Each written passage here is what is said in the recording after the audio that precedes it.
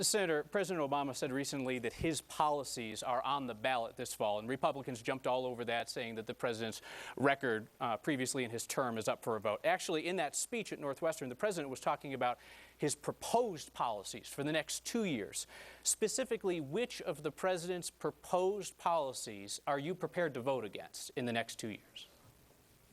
I don't know the list of policies that you're alluding to. Certainly, I'm more than ready to vote for raising the minimum wage, for paycheck fairness, which would pay a woman what a man is paid for doing the same job. I think we ought to make college more affordable. We ought to ensure that tax credits go to companies that keep jobs here.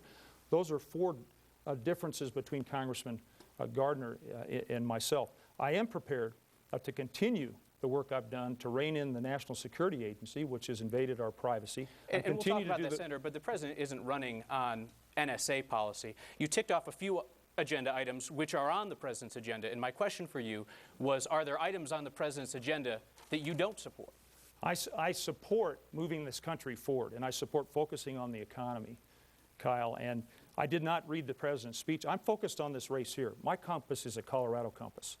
I listen to the people of Colorado, and when the president's right, because we want our president to succeed, then I stand with our president. When President Obama came here to console the victims at Aurora, when the president came here to spend time in the fire-ravaged areas of Colorado Springs, we welcomed him here.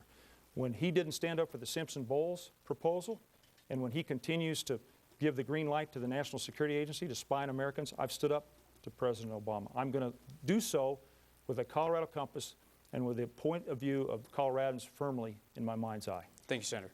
Congressman